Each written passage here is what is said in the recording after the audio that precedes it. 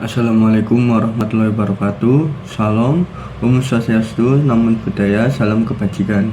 Kami dari kelompok 7 ingin mempresentasikan bab 12 yang berjudul Sistem Akuntansi Biaya. Berikut nama-nama kelompok kami. Saya Ilza Sifani Darmawan dengan NPM 130.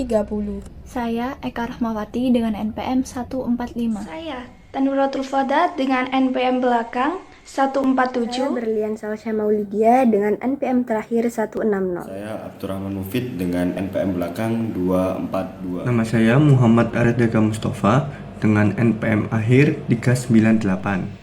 Sistem pengawasan produksi. Sistem pengawasan produksi mengawasi pelaksanaan order produksi yang dikeluarkan oleh fungsi produksi. Dalam perusahaan yang produksinya berdasarkan pesanan dari pembeli, order produksi erat hubungannya dengan order yang telah diterima oleh fungsi penjualan dari pembeli. Selanjutnya, ada dokumen yang digunakan dalam sistem pengawasan produksi. Berikut adalah dokumen-dokumennya. Yang pertama, ada surat order produksi. Dokumen ini merupakan surat perintah yang dikeluarkan oleh Departemen Produksi yang ditunjukkan kepada bagian-bagian yang terkait dengan proses pengolahan produk untuk memproduksi sejumlah produk dengan spesifikasi, cara produksi, fasilitas produksi, dan jangka waktu seperti yang tercantum dalam surat order produksi tersebut. Yang kedua, ada daftar kebutuhan bahan.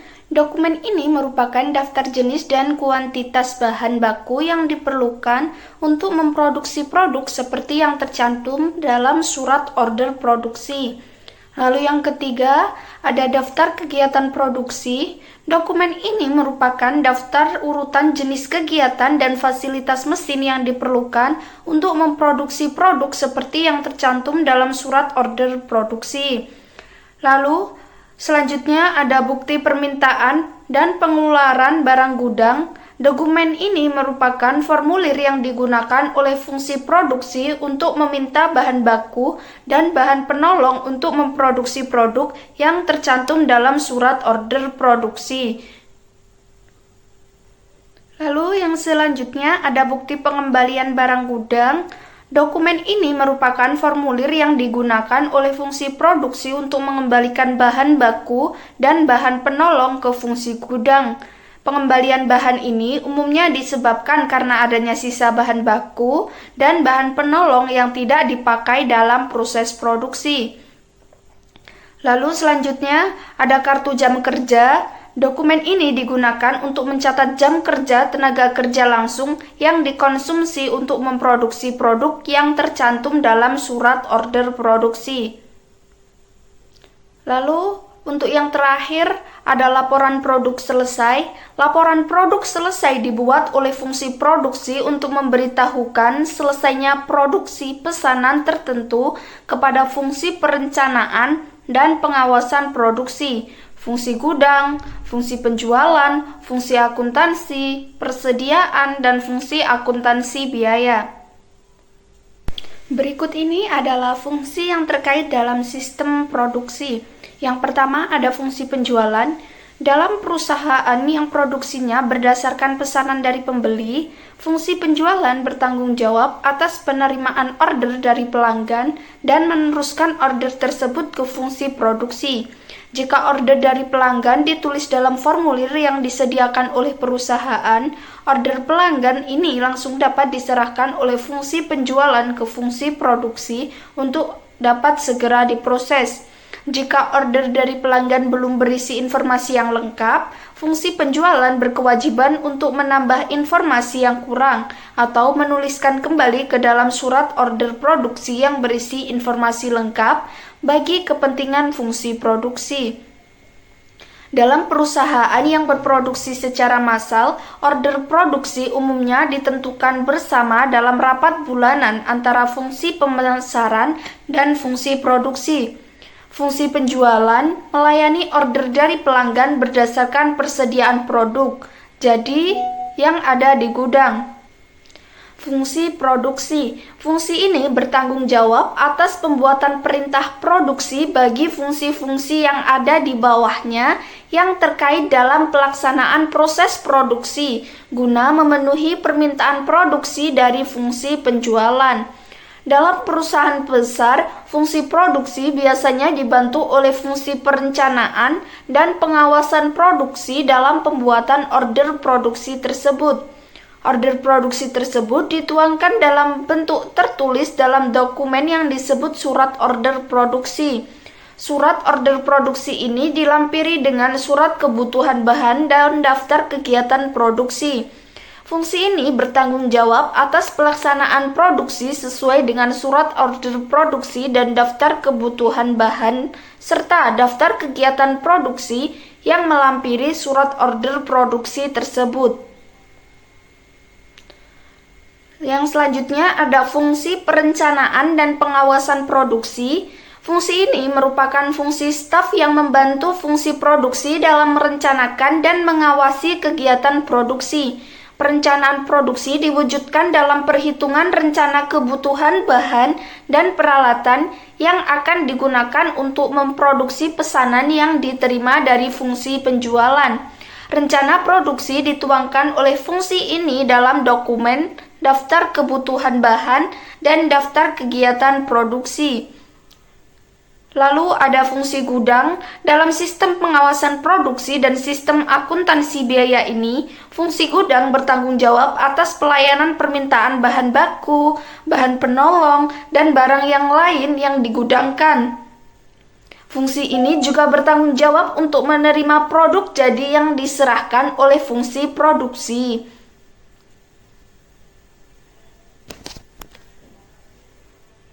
Dan yang terakhir ada fungsi akuntansi biaya. Dalam sistem pengawasan produksi dan sistem akuntansi biaya ini, fungsi akuntansi biaya bertanggung jawab untuk mencatat konsumsi berbagai sumber daya yang digunakan untuk memproduksi pesanan. Pencatatan biaya bahan baku, biaya tenaga kerja langsung, dan biaya overhead pabrik untuk pesanan tertentu dilakukan oleh fungsi ini dalam kartu harga pokok produk. Biaya overhead pabrik yang sesungguhnya terjadi dicatat oleh fungsi ini dalam kartu biaya. Selanjutnya saya akan menjelaskan tentang jaringan prosedur yang membentuk sistem pengawasan produksi. Di sini sudah terdapat 4 jaringan prosedur, yaitu prosedur order produksi, prosedur permintaan dan pengeluaran barang gudang, prosedur pencatatan jam tenaga kerja langsung, dan yang terakhir prosedur produk selesai. Mulai dari prosedur order produksi. Surat order produksi dikeluarkan untuk mengkoordinasi pengelolaan bahan baku menjadi produk jadi. SOP ini dikeluarkan oleh Departemen Produksi berdasarkan order dari pembeli yang diterima dari fungsi penjualan. Yang kedua yaitu prosedur permintaan dan pengeluaran barang gudang. Prosedur ini digunakan oleh fungsi produksi untuk meminta bahan baku dari fungsi gudang. Yang ketiga yaitu prosedur pencatatan jam tenaga kerja langsung. Dan yang terakhir yaitu prosedur produk selesai. Order produksi yang telah selesai dikerjakan perlu diserahkan dari fungsi produksi ke fungsi gudang. Subbab selanjutnya yaitu sistem akuntansi biaya. Sistem akuntansi biaya adalah jaringan prosedur yang digunakan untuk mengumpulkan dan menyajikan laporan biaya. Dalam perusahaan manufaktur, sistem akuntansi biaya merupakan jaringan prosedur untuk mengumpulkan dan menyajikan biaya produksi, beban pemasaran, dan beban administrasi dan umum. Berikut merupakan aliran biaya dalam akun buku besar. Yang pertama yaitu pencatatan pemakaian barang gudang. Pemakaian bahan baku dibebankan ke akun barang dalam proses dan pemakaian barang selain bahan baku digolongkan sebagai biaya overhead pabrik dan dibebankan ke dalam akun biaya overhead pabrik sesungguhnya. Yang kedua yaitu pencatatan biaya tenaga kerja. Biaya tenaga kerja langsung dibebankan ke dalam akun barang dalam proses dan biaya tenaga kerja tidak langsung digolongkan sebagai biaya overhead pabrik dan dibebankan ke dalam akun biaya overhead pabrik sesungguhnya. Yang ketiga yaitu pencatatan harga pokok produk jadi dan produk dalam proses. Pencatatan harga pokok produk jadi dibebankan ke dalam akun persediaan produk jadi, dan harga pokok produk dalam proses ke dalam akun persediaan produk dalam proses. Yang keempat yaitu pencatatan biaya overhead pabrik yang dibebankan ke dalam produksi berdasarkan tarif yang ditentukan di muka. Yang kelima, pencatatan biaya overhead pabrik sesungguhnya selain yang berasal dari pemakaian barang gudang dan biaya tenaga kerja tidak langsung. Yang keenam, pencatatan penutupan akun biaya overhead pabrik yang dibebankan ke dalam akun biaya overhead pabrik sesungguhnya. Pencatatan ini digunakan untuk menghitung pembebanan lebih atau pembebanan kurang sebagai akibat selisih antara biaya overhead pabrik yang dibebankan berdasarkan tarif yang ditentukan di muka dengan biaya overhead pabrik yang sesungguhnya terjadi. Yang ketujuh yaitu pencatatan beban administrasi dan umum. Beban administrasi dan umum terdiri dari pemakaian barang gudang, beban tenaga kerja, dan beban selain dari pemakaian barang gudang dan beban tenaga kerja, misalnya beban penyusutan, beban asuransi, dan beban perlengkapan kantor. Yang kedelapan yaitu pencatatan beban pemasaran. Beban pemasaran terdiri dari pemakaian barang gudang, beban tenaga kerja, dan beban selain dari pemakaian barang gudang dan beban tenaga kerja, misalnya beban iklan, beban asuransi, dan beban angkutan barang. Informasi yang diperlukan oleh manajemen dari sistem akuntansi biaya yaitu yang pertama, order produksi yang belum selesai. Yang kedua yaitu order produksi yang telah selesai. Yang ketiga, harga pokok produk jadi. Yang keempat, harga pokok produk yang masih dalam proses pada saat tertentu. Dan yang terakhir, biaya menurut pusat biaya. Lalu, dokumen yang digunakan dalam sistem akuntansi biaya sebagian besar dari dokumen yang digunakan dalam sistem pengawasan produksi dokumen, yaitu yang pertama, surat order produksi. Dokumen ini berisi perintah resmi untuk memulai proses produksi suatu barang. Biasanya dibuat oleh bagian perencanaan produksi dan mencantumkan rincian seperti jumlah produk, waktu mulai, dan waktu selesai. Yang kedua yaitu daftar kebutuhan bahan dokumen. Ini mencatat semua jenis dan jumlah bahan baku yang dibutuhkan untuk menyelesaikan suatu pesanan produksi. Dokumen ini penting untuk merencanakan pembelian bahan dan pengambilan dari gudang. Yang ketiga yaitu daftar kegiatan produksi. Mencatat tahapan-tahapan kegiatan dalam proses produksi, berguna untuk mengawasi efisiensi proses dan memastikan setiap tahap telah dilakukan sesuai rencana. Yang keempat yaitu bukti permintaan dan pengeluaran barang gudang. Dokumen ini digunakan untuk mencatat permintaan bahan dari bagian produksi ke gudang, serta pencatatan barang yang dikeluarkan dari gudang, menjadi dasar dalam menghitung biaya bahan langsung. Yang kelima yaitu bukti pengembalian barang gudang jika terdapat kelebihan bahan yang tidak terpakai dalam produksi. Dokumen ini digunakan untuk mencatat pengembaliannya ke gudang. Yang keenam yaitu kartu jam kerja. Digunakan untuk mencatat waktu kerja karyawan, khususnya dalam bagian produksi, menjadi dasar dalam perhitungan biaya tenaga kerja langsung. Yang ketujuh yaitu laporan produk selesai. Dokumen ini mencatat jumlah produk yang telah selesai diproduksi, penting untuk mencatat barang jadi dan penilaian efisiensi produksi. Yang kedelapan yaitu bukti memorial atau journal voucher. Dokumen ini digunakan untuk mencatat transaksi akuntansi yang tidak melibatkan kas secara langsung, seperti alokasi biaya atau penyesuaian akuntansi. Yang kesembilan yaitu bukti kas keluar. Digunakan untuk mencatat pengeluaran uang tunai, misalnya untuk pembelian bahan atau pembayaran gaji langsung. Saya akan menjelaskan mengenai sistem akuntansi biaya. Sistem akuntansi biaya adalah jaringan prosedur yang digunakan untuk mengumpulkan serta menyajikan laporan biaya. Adapun catatan akuntansi yang digunakan dalam sistem akuntansi biaya adalah sebagai berikut. Yang pertama, jurnal pemakaian bahan baku. Jurnal khusus yang digunakan untuk mencatat harga pokok bahan baku yang digunakan dalam produksi. Yang kedua, ada jurnal umum. Jurnal umum adalah jurnal yang digunakan untuk mencatat transaksi pembayaran gaji dan upah, penyusutan aset tetap, amortisasi aset tak berwujud, dan terpakainya uang muka biaya. Yang ketiga ada register bukti kas keluar. Register bukti kas keluar digunakan untuk mencatat biaya overhead pabrik, beban administrasi dan umum, serta beban pemasaran yang berupa pengeluaran kas. Yang keempat ada kartu harga pokok produk. Kartu harga pokok produk ini digunakan untuk mencatat total biaya yang dikeluarkan untuk memproduksi suatu produk. Dan yang terakhir ada kartu biaya.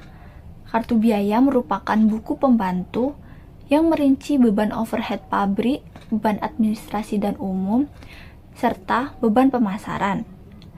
Adapun fungsi terkait dalam sistem akuntansi biaya. Yang pertama adalah fungsi penjualan. Fungsi yang bertugas untuk menjual produk perusahaan kepada konsumen. Fungsi produksi yang bertugas untuk melaksanakan proses pengolahan bahan baku menjadi barang jadi. Dan ada fungsi perencanaan serta pengawasan produksi yang berfungsi untuk merencanakan jadwal produksi dan mengawasi pelaksanaannya agar berjalan sesuai dengan rencana yang telah dibuatnya. Kemudian ada fungsi gudang yang bertanggung jawab untuk penyimpanan serta pengelolaan persediaan. Dan yang terakhir ada fungsi akuntansi biaya. Fungsi ini yang bertanggung jawab atas pencatatan mutasi semua jenis persediaan dan atas pencatatan biaya produksi langsung, biaya produksi tidak langsung, dan biaya non-produksi ke dalam kartu biaya. Selanjutnya adalah jaringan prosedur yang membentuk sistem. Jaringan prosedur yang membentuk sistem itu ada 6. Yang pertama, prosedur order produksi. Yang kedua, prosedur permintaan dan pengeluaran barang gudang. Yang ketiga, prosedur pengembalian barang gudang. Ini digunakan untuk mengembalikan sisa bahan baku dari produksi ke gudang. Proses ini menghasilkan bukti pengembalian yang berfungsi mengurangi beban pada kartu harga pokok pemesanan dan menambah persediaan bahan baku. Yang keempat, prosedur pencatatan beban tenaga kerja langsung. Ini digunakan untuk mencatat beban tenaga kerja langsung yang digunakan dalam suatu pesanan produksi atau periode tertentu. Yang kelima, ada prosedur produk selesai dan pembebanan biaya overhead pabrik. Ini digunakan untuk mencatat pembebanan biaya overhead pabrik kepada pesanan tertentu dan total harga pokok produk yang selesai ditransfer ke gudang. Yang terakhir atau yang keenam adalah prosedur pencatatan biaya overhead pabrik. Sesungguhnya beban administrasi dan umum dan beban pemasaran. Ini digunakan untuk mencatat biaya overhead pabrik aktual, beban administrasi dan umum, serta beban pemasaran. Kemudian, saya akan menjelaskan mengenai unsur pengendalian internal organisasi. Yang pertama ada fungsi pencatatan biaya yang harus dipisahkan dari fungsi produksi. Pencatatan berbagai sumber ekonomi yang dilakukan oleh fungsi produksi harus dilaksanakan oleh fungsi akuntansi agar data yang dicatat dapat dijamin ketelitiannya serta keandalannya. Apabila konsumsi sumber ekonomi dilakukan sekaligus dicatat oleh fungsi produksi, maka risiko yang mungkin akan terjadi adalah manipulasi catatan akuntansi oleh fungsi produksi untuk menutupi pemborosan yang terjadi dalam mengonsumsi sumber ekonomi tersebut. Yang kedua, ada fungsi pencatatan biaya yang harus terpisah dari fungsi menganggarkan biaya. Fungsi yang melaksanakan pencatatan realisasi biaya harus dipisah dari fungsi yang menganggarkan biaya agar informasi yang dihasilkan dapat diandalkan sebagai alat pengendali pelaksanaan anggaran biaya. Yang ketiga ada fungsi gudang yang harus terpisah dari fungsi produksi. Fungsi produksi bertanggung jawab untuk memproses bahan baku menjadi barang jadi dengan menggunakan mesin dan peralatan yang ada. Sedangkan fungsi gudang bertanggung jawab atas keamanan persediaan yang ada di gudang dan atas pencatatan pemakaian serta saldo fisik persediaan. Sehingga pemisahan ini dimaksudkan untuk menjamin kelancaran proses produksi keamanan persediaan, ketelitian, dan keandalan data akuntansi yang akan dihasilkan. Dan yang terakhir ada fungsi gudang yang harus terpisah dengan fungsi akuntansi. Fungsi gudang menyelenggarakan kartu persediaan untuk mencatat mutasi saldo fisik persediaan di gudang, sedangkan fungsi akuntansi menyelenggarakan kartu persediaan untuk mencatat mutasi fisik maupun rupiah persediaan yang disimpan di gudang.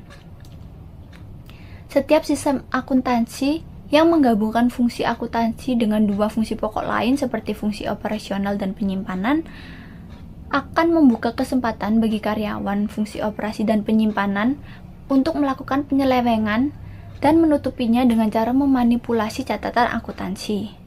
Saya akan membahas sistem otorisasi dan prosedur pencatatan, yaitu yang pertama adalah surat order produksi diotorisasi oleh kepala fungsi produksi, yaitu bermaksud dikeluarkan dan diotorisasi oleh kepala fungsi produksi sebagai dasar memulai kegiatan produksi, lalu menjadi acuan sah untuk dokumen pendukung seperti permintaan barang gudang, bukti kas keluar, dan laporan produk selesai.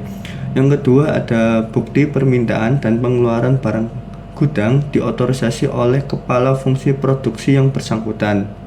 Maksudnya dibuat oleh fungsi produksi untuk mengambil bahan baku atau penolong dari gudang, lalu diotorisasi oleh kepala fungsi produksi sebagai validasi kebutuhan produksi, lalu dicatat dalam kartu persediaan oleh gudang dan akuntansi.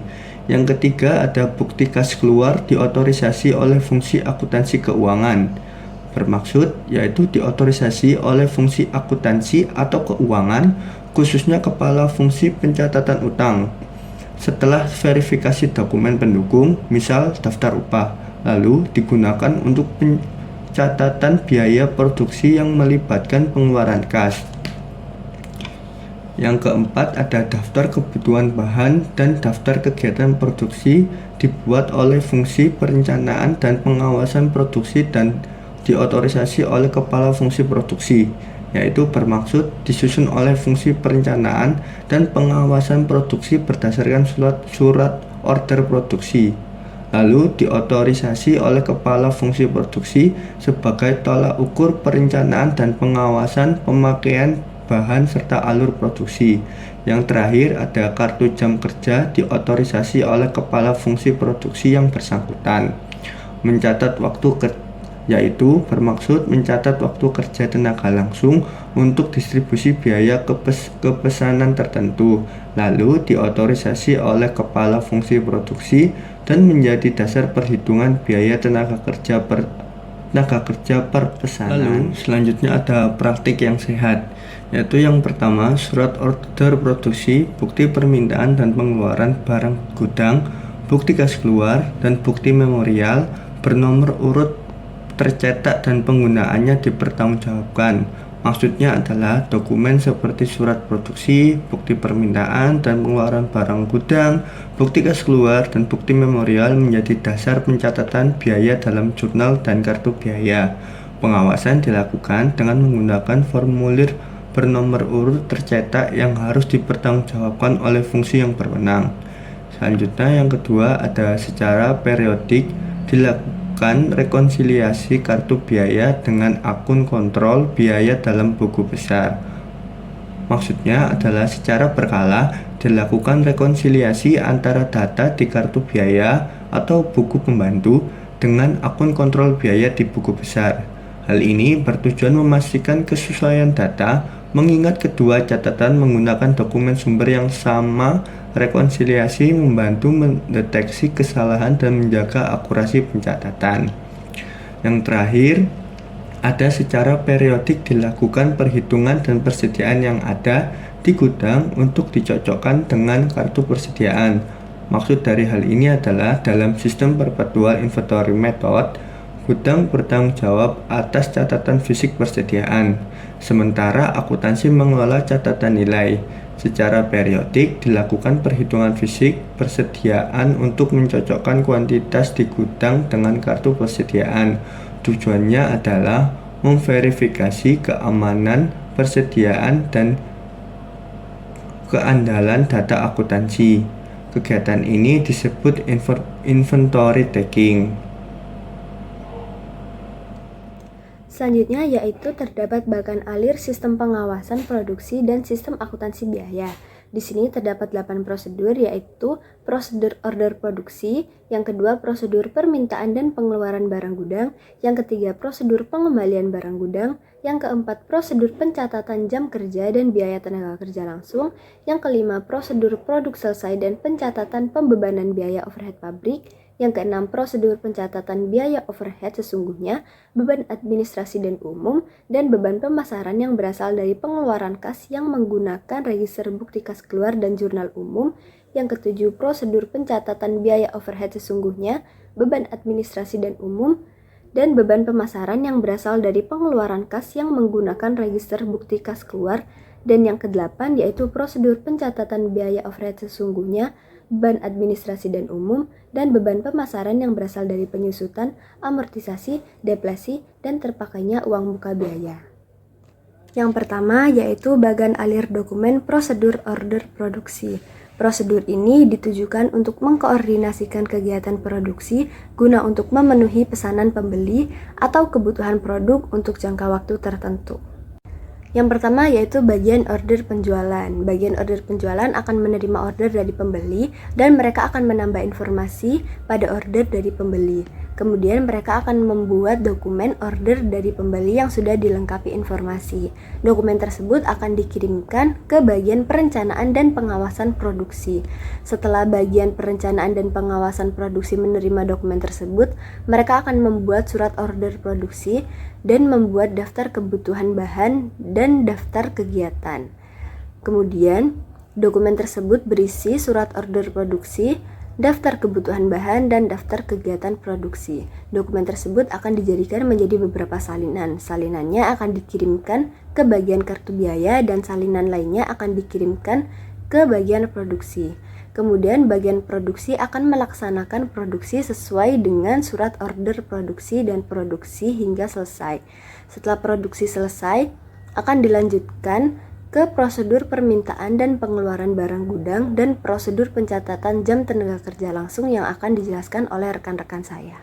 Pada bagian alir dokumen, terdapat dua flowchart. Yang pertama adalah permintaan dan pengeluaran barang dagang, lalu ada prosedur pengembalian barang dagang. Yang pertama, permintaan dan pengeluaran barang dagang adalah yang pertama bagian produksi, yaitu mulai lalu membuat BPBG atau bukti permintaan dan pengeluaran barang gudang. Ini menjelaskan dokumen ini dibuat oleh bagian produksi untuk meminta bahan dari gudang, lalu dilanjutkan pada BPBG dikirim ke bagian gudang, yaitu terdiri dari beberapa rangkap. Bisa dilihat dari jumlah dokumen BPBG dengan angka 1, 2, 3 tersebut. Lalu yang sebelahnya ada bagian gudang, yaitu menerima BPBG, lalu menyerahkan barang ke bagian produksi sesuai permintaan, lalu ke mengisi kuantitas barang yang diserahkan pada BPBG. Lalu yang terakhir ada distribusi dokumen, yaitu yang berisi BPBG rangkap ke-1 dan ke-2 untuk keperluan kartu gudang dan bagian lain. Lalu ada update kartu gudang. Kita geser ke sebelahnya, ada bagian kartu persediaan, yaitu yang dimulai dari menerima BPBG rangkap 1, lalu ke mengisi harga pokok borong, mengisi harga pokok barang pada dokumen tersebut. Lalu selanjutnya ke membuat entry pada kartu persediaan. Lalu pada sebelahnya bagian kartu biaya yang dimulai dari menerima BPBG rangkap 1, lalu ke mengisi atau mencatat pada kartu harga pokok produk. Lalu untuk yang terakhir ada bagian jurnal, yaitu dimulai dengan menerima BPBG rangkap 1, lalu mencatat dalam jurnal sebagai pemakaian bahan baku. Untuk flowchart yang kedua ada prosedur pengembalian barang gudang. Yang pertama pada bagian produksi, yaitu membuat BPBG atau bukti pengembalian barang gudang. Lalu dilanjutkan ke BPBG dibuat rangkap 3 dan bersama barang yang dikembalikan atau dikirim ke gudang. Yang sebelahnya ada bagian gudang, yaitu menerima barang dan menandatangani BPBG lembar ke-1 sebagai tanda bukti penerimaan barang. Selanjutnya ada lembar BPBG dibagi, yaitu berisi lembar 1 yang dikirim ke bagian kartu persediaan, yang lembar 2 disimpan oleh bagian gudang. Selanjutnya menuju ke data dimasukkan ke dalam kartu gudang sebagai catatan stok masuk kembali. Pada sebelahnya yaitu bagian kartu persediaan. Ini diawali oleh mengisi harga pokok pada BPBG, lalu mencatat transaksi ke dalam kartu persediaan, lalu ke BPBG diserahkan ke bagian kartu biaya. Pada sebelahnya yaitu bagian kartu biaya, yang pertama mencatat data BPG ke dalam kartu harga pokok produk. Lalu yang terakhir ada di bagian jurnal, yaitu berawalkan berdasarkan BPBG dilakukan pencatatan dalam jurnal umum untuk keperluan akuntansi. Yang terakhir adalah proses berakhir. Saya akan menjelaskan mengenai prosedur pencatatan jam kerja dan biaya tenaga kerja langsung. Proses ini dimulai dengan mencatat jam kerja karyawan ke dalam kartu jam kerja, yang kemudian kartu tersebut akan digunakan untuk menghitung upah berdasarkan jam hadirnya, jumlah potongan, ataupun hari kerjanya. Setelah perhitungan upah tenaga kerja, dibuatlah daftar upah dan rekap daftar upah untuk dibuatkan bukti kas keluar. Setelah pembuatan bukti kas keluar selesai, seluruh dokumen termasuk daftar upah dan rekap daftar upah dikirimkan ke bagian kasa untuk melakukan pencairan. Dokumen rekap daftar upah dan bukti kas keluar digunakan untuk membuat bukti memorial yang akan digunakan untuk dasar pencatatan ke dalam jurnal umum, yang kemudian akan digunakan juga untuk mengisi kartu harga pokok produk karena tenaga kerja langsung termasuk ke dalam biaya produksi. Selanjutnya, saya akan menjelaskan alur kerja prosedur pencatatan harga pokok produk selesai dan pencatatan biaya overhead pabrik berdasarkan tarif. Yang pertama ada di bagian produksi. 1. Pada bagian produksi ini adalah tahapan awal dalam alur kerja prosedur pencatatan harga pokok produk selesai dan pencatatan biaya overhead pabrik berdasarkan tarif. Yang kedua, setelah bagian produksi memulai, bagian produksi akan membuat laporan produk selesai. Yang ketiga, laporan produk selesai itu berisi arsip laporan produk selesai yang kemudian arsip tersebut akan dikirimkan ke bagian kartu biaya, bagian gudang, bagian perencanaan dan pengawasan produksi, serta bagian order penjualan. Yang kedua, ada pada bagian gudang. Pertama, bagian gudang mendapatkan salinan arsip pelaporan produk selesai dari bagian produksi. Yang kedua, setelah mendapat salinan arsip laporan produk selesai, bagian gudang akan membuat kartu gudang untuk memperbarui stok yang ada di gudang. Lalu, ada pada bagian kartu biaya. Yang pertama, bagian kartu biaya mendapat salinan arsip laporan produk selesai dari bagian produksi. Yang kedua, setelah mendapat salinan arsip laporan produk selesai dari bagian produksi, bagian kartu biaya akan menghitung biaya overhead pabrik yang dibebankan produk. Yang ketiga, dari perhitungan tadi akan menghasilkan kartu harga pokok produk yang isinya bersumber dari laporan produk selesai. Yang keempat, setelah itu bagian kartu biaya akan membuat bukti memorial untuk mencatat harga pokok produk. Isi dari bukti memorial catatan harga pokok produk adalah arsipan kartu harga pokok produk, laporan produk selesai, dan bukti memorial. Dari arsipan data tersebut, bagian kartu biaya akan membuat kartu persediaan dan arsipan data tadi akan dikirim ke bagian jurnal. Dan yang terakhir, Selain membuat bukti memorial untuk mencatat harga produk, bagian kartu biaya juga membuat bukti memorial untuk mencatat biaya overhead pabrik yang dibebankan. Isi di dalamnya adalah bukti memorial yang kemudian digunakan oleh bagian kartu biaya untuk membuat kartu harga pokok produk dan akan dikirim ke bagian jurnal.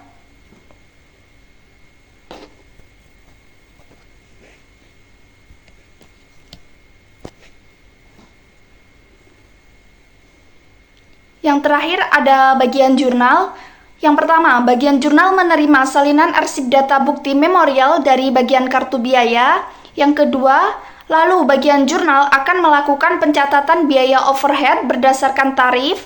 Yang ketiga, dari pencatatan tersebut bagian jurnal akan membuat jurnal umum. Dan yang terakhir, setelah pembuatan jurnal umum selesai, maka prosedur pencatatan harga pokok produk selesai dan pencatatan biaya overhead pabrik berdasarkan tarif dianggap telah selesai. Baik, selanjutnya adalah saya akan menjelaskan terkait flowchart prosedur pencatatan biaya overhead pabrik sesungguhnya, beban administrasi umum, dan beban pemasaran. Jadi flowchartnya dibagi menjadi dua. Yang pertama itu berasal dari pemakaian gudang. Ada flowchart bagian gudang. Oh iya, sebelum saya menjelaskan, nanti saya akan menyebutkan beberapa singkatan. Yang pertama itu ada BPPBG. BPPBG itu singkatan dari bukti permintaan dan pengeluaran barang gudang. Itu. Jadi yang pertama ada bagian gudang. Bagian gudang menerima 3 dokumen berupa bukti permintaan dan pengeluaran barang gudang dari pemakai, lalu akan melakukan 4 aktivitas. Yang pertama adalah BPPBG 1 akan menghasilkan output kartu gudang. Yang kedua adalah BPPBG 1 akan diserahkan kepada bagian kartu persediaan. Yang ketiga adalah BPPBG 2 diserahkan ke pemakai bersamaan dengan penyerahan barang. Yang keempat adalah mengarsip permanen BPPBG 3 berdasarkan nomor urut. Lalu ada flowchart bagian kartu persediaan. Bagian kartu persediaan menerima BPPBG 1 dari bagian gudang, lalu melakukan aktivitas mengisi harga pokok pada BPPBG 1 yang nantinya BPPBG 1 akan menghasilkan output kartu persediaan dan kartu biaya. Selain itu, BPPBG 1 diserahkan kepada bagian kartu biaya. Selanjutnya adalah flowchart bagian kartu biaya. Bagian kartu biaya menerima BPPBG 1 dari bagian kartu persediaan yang menghasilkan output kartu biaya. Selain itu, BPPBG 1 diserahkan kepada bagian jurnal. Hanya ada flowchart bagian jurnal. Bagian jurnal menerima BPPBG 1 lalu menghasilkan output berupa jurnal umum yang secara periodik diposting ke buku besar. Selain aktivitas itu, BPPBG 1 juga diarsipkan secara permanen sesuai nomor urut dan diselesaikan. Yang flowchart bagian 2 adalah flowchart berasal dari pengeluaran kas yang menggunakan register kas keluar dan jurnal umum. Ada flowchart bagian utang. Bagian utang melalui dokumen bukti kas keluar 1 menghasilkan output register bukti kas keluar. BKK 2 diserahkan kepada bagian jurnal. Dokumen pendukung diserahkan kepada bagian kasa. Selanjutnya ada bagian jurnal. Bagian jurnal menerima BKK 2 dari bagian utang lalu melakukan 2 aktivitas, yakni menyerahkan BKK 2 kepada bagian kartu biaya dan menghasilkan output jurnal umum yang akan diposting di buku besar secara periodik. Selanjutnya ada bagian kartu biaya.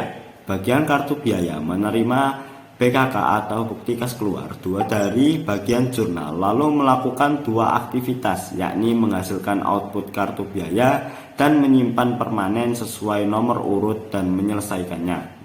Selanjutnya adalah flowchart yang berasal dari pengeluaran kas dan yang menggunakan register bukti kas keluar. sisi kiri, jadi bagian utang.